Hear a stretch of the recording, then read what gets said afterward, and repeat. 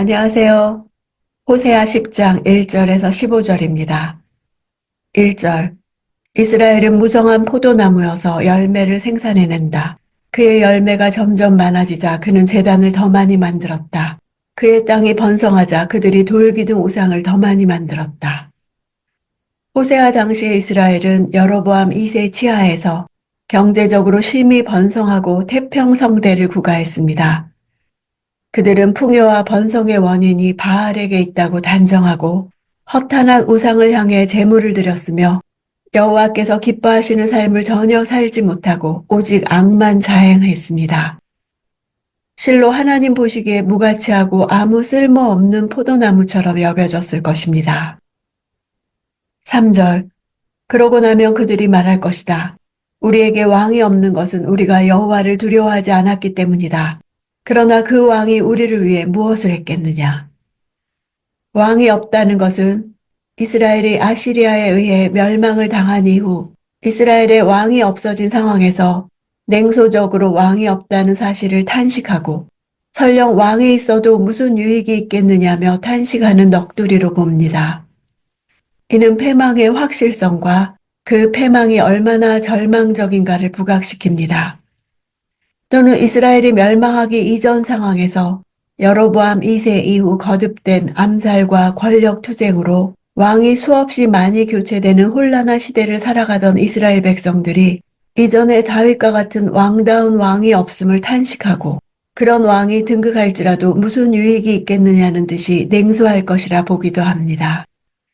그들은 여호와를 경외하지 않아 왕이 없어진 상황이 된다고 해도 그들의 잘못을 돌이키지 않고 오히려 왕까지도 필요 없고 아무런 도움이 되지 못한다고 하는 극한 교만을 나타내는 표현으로 볼 수도 있습니다.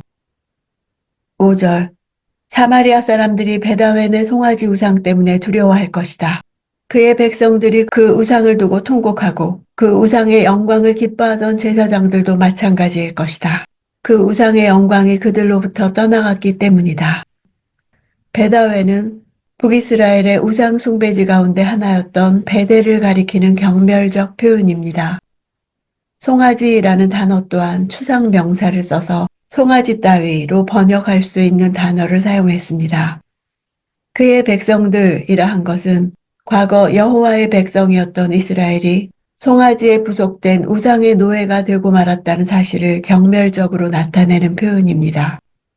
송아지 우상은 이집트에 그 기원을 둔 다산과 번성의 신입니다. 가나안의 바알 종교에 있어서도 송아지는 신성한 동물이었습니다. 그처럼 경외하던 송아지 우상이 얼마 있지 않아 아시리아로 옮겨질 것이므로 백성들이 두려워하며 통곡할 것입니다. 6절. 더구나 그 우상은 야레방을 위한 선물로서 아시리아로 옮겨질 것이다. 에브라임은 수치를 당하고 이스라엘은 그들의 우상들 때문에 부끄럽게 될 것이다. 야렙은 아시리아 왕을 가리키는 표현입니다. 에브라임과 이스라엘은 같은 뜻으로 대꾸를 이룹니다. 이스라엘은 자기들이 그토록 믿고 의지하며 섬겼던 송아지 우상이 지극히 무기력하여 그들에게 풍요를 주지도 못하고 전쟁에서 자기들을 지켜주지 못할 뿐 아니라 아시리아에 의해 무력하게 끌려가는 것으로 인해 큰 수치를 느낄 것입니다. 8절. 이스라엘의 죄의 상징인 아웬의 산당들이 부서질 것이다. 그들의 제단 위에 가시와 엉겅퀴가 자라날 것이다. 그들이 산들에게 말할 것이다. 우리를 덮어버리라. 언덕들에게 말할 것이다. 우리 위에 무너지라. 아웬은 베다웬에서 벳이 생략된 지명이기도 하고 죄악, 재앙, 허탄 등의 뜻을 가진 일반 명사이기도 합니다. 가시와 엉겅퀴는 아담의 원죄로 인한 땅의 고통을 예언한 창세기에서 사용된 표현과 정확히 일치합니다. 북이스라엘의 우상제단과 북이스라엘 땅에 이루어진 저주스러운 결과가 하나님의 말씀을 거역하고 범죄한 것에 따른 것임을 드러내줍니다. 산들에게 우리를 덮어버리라는 표현은 신약에서 2번이나 인용된 표현으로 널리 알려져 있습니다. 한 번은 예수께서 십자가에 달리기 위해 골고다 언덕에 오르시면서 예루살렘의 파멸을 예언하시면서 인용하셨고 또 사도 요한이 인류 최후의 심판을 예언하면서 심판을 당할 자들이 이 말을 할 것이라고 인용합니다. 여호와의 진노의 심판으로 인한 고통이 너무나 혹독하여 차라리 지진이나 산사태가 나서 갑작스럽게 깔려 죽는 것을 원할 것이라는 말입니다. 9절 이스라엘아 기브아의 시대부터 내가 죄를 지었다. 그곳에 그들이 남아있다. 거기에서부터 이미 나를 거슬렀는데 어찌 전쟁이 기브아에 있는 불의의 자손들에게 미치지 않겠느냐. 기브아에 그들이 남아있다는 것은 사사시대에 총체적으로 타락하여 잔인하고 추악한 일을 자행하고도 부끄러움이 없었던 그들과 현재의 이스라엘을 동일선상에 두는 것입니다. 기브아에서 자행됐던 파렴치한 악행은 일과성의 범죄가 아니었습니다. 이스라엘은 그 이후에도 하나님의 법을 유린한 기브아의 불법에 그대로 머물렀습니다. 기브아의 범죄는 그 이후 이스라엘이 자행한 모든 악의 뿌리가 됩니다. 과거가 아니라 진행 중인 현재에 속합니다. 기브아 사람들 때문에 지파들 사이에 전쟁이 일어났던 것처럼 이스라엘의 범죄가 다시금 전쟁을 초래합니다. 마땅히 전쟁이 일어나게 될 것을 수사 의문문으로 표현했습니다. 10절 내가 원하는 때 내가 그들을 징계할 것이다. 민족들이 그들에게 대적해 모여서 그들의 두 죄목으로 그들을 구속할 것이다. 두 죄목에 대하여는 하나님을 멸시한 죄, 우상 숭배한 죄, 자기 힘을 의지한 죄 등 다양한 견해가 있습니다. 하나님은 민족들을 사용하셔서 이스라엘을 심판하실 것입니다. 당시 아시리아는 단일 민족으로가 아닌 수많은 민족들을 복속시키고 연합하여 세운 거대한 제국이었습니다. 대적해 모였다는 강의 수동형으로 심판자이신 하나님에 의해 모일 것을 암시합니다. 11절 에브라임은 곡식 밟기를 좋아하는 길들인 암소 같다. 그러나 내가 그의 아름다운 목에 멍에를 씌울 것이다. 내가 에브라임의 마구를 채울 것이다. 유다가 밭을 갈고 야곱이 썰매질을 할 것이다. 길들였다는 것은 하나님으로부터 율법을 받으며 예언자들과 제사장들에 의해 하나님의 말씀으로 끊임없이 권면을 받았음을 나타냅니다. 곡식 밟기를 좋아한다는 것은 일반적으로 곡식 밟는 일은 소가 하는 일 중 가장 쉬운 일이었고 그 일을 할 때 소는 그 곡식을 마음대로 먹을 수 있었습니다. 이스라엘이 하나님이 주신 축복과 형통, 풍요는 좋아하지만 율법이 요구하는 의무와 책임은 게을리하는 것을 단적으로 표현한 것입니다. 그리하여 여호와께서는 그들이 순종을 배우도록 그 목에 멍에를 씌우고 그들 위에 사람을 태우실 것을 말씀하십니다. 그들은 마침내 이방 나라의 종이 되는 곤고한 신세로 전락하여 곡식을 밟는 일과는 전혀 상반된 상황에 처해질 것입니다. 12절 내 스스로 의의 씨앗을 심고 인애의 열매를 거두며 묵은 땅을 잘 갈아라. 지금이 여호와를 찾을 때다. 마침내 그분이 와서 의의 비를 너에게 내릴 것이다. 먼저 씨앗을 심고 땅을 가는 것은 이스라엘의 농경법입니다.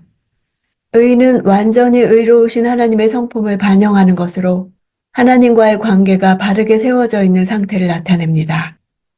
인애, 헤세드는 하나님의 언약적 사랑, 신실한 사랑을 가리킵니다. 의를 심을 때 인애의 열매를 거둘 것이란 먼저 하나님과의 바른 관계가 설정될 때 하나님에 대한 충성이나 사람에 대한 인애를 행할 수 있다는 뜻입니다. 바로 그들이 지금 여호와를 찾게 되면 여호와께서 그들에게 오시고 의를 부어주실 것입니다. 뒤에 나오는 의의 의미는 이스라엘에게 주시는 구원을 의미합니다. 마침내 그분이 오신다는 것은 여호와를 찾되 단지 일회성 축으로 그칠 것이 아니라 여호와께서 그들에게 오셔서 구원을 베풀어 주실 때까지 포기하지 말고 인내하면서 간절히 찾아야 한다는 뜻입니다. 멸망할 북이스라엘을 향해 주어진 이 예언은 이스라엘이라는 국가의 구원을 전제로 한 것이 아니라 백성들 개개인의 구원을 말하는 것입니다. 13절 너희가 사악함을 심었고 죄악을 거둬들였으며 거짓의 열매를 먹었다. 너희가 너희 방법과 너희의 많은 용사들을 의지했기 때문이다. 거듭 주어지는 회개의 촉구에도 불구하고 회개하지 않는 이스라엘의 죄악을 부각시킵니다. 의의 씨앗을 심고 인애의 열매를 거두라는 권면에도 불구하고 그들은 사악함을 심고 죄악을 거둬들였고 거짓의 열매를 먹었습니다. 거짓 열매라는 단어는 겉으로는 먹음직하게 보이지만 실상은 독이 있는 열매를 가리키는 단어입니다. 여기에서는 하나님을 의지하지 않은 이스라엘 자신들의 방법과 많은 용사를 가리킵니다. 14절 그러므로 내 백성들 가운데 소동이 일어나고 내 모든 요새들이 황폐하게 될 것이다. 마치 전쟁의 날에 살만이 베다벨을 황폐하게 했던 것처럼 그때 어머니가 자기 자식들 위로 내던져졌다. 이스라엘이 아시리아의 포위와 공격을 당하므로 성 내부에서 극심한 소동이 일어날 것을 예고합니다. 살만은 북이스라엘을 무너뜨린 아시리아의 살마넷의 5세로 봅니다. 베다벨은 사마리아 성으로 오는 길목에 있는 이르비들을 가리키는 것으로 추정합니다. 하나님의 사랑을 저버린 이스라엘은 결국 이방 나라의 포로로 끌려가게 될 것입니다. 그들은 사악함을 심고 죄악을 거둬들였습니다. 품에 안을수록 더 멀리 달아나고 가늠한 아내처럼 하나님의 진실한 사랑을 외면합니다. 부정한 삶이 주는 잠깐의 쾌락과 부요에 취해 하나님의 영원한 사랑을 잃어버렸습니다. 하지만 포기하지 않는 하나님은 그들이 찾기만 하면 오셔서 의를 부어주실 것을 약속하십니다. 오늘 내 고난과 상실의 아픔은 하나님께로 돌아가는 길만이 살 길임을 깨닫게 하시는 주님의 음성입니다. 묵은 땅을 갈아엎어야 소망이 있습니다. 완악한 심령을 갈아엎고 불이 대신 의를 심을 때 내 삶에서도 하나님의 사랑이 열매 맺는 것을 볼 것입니다.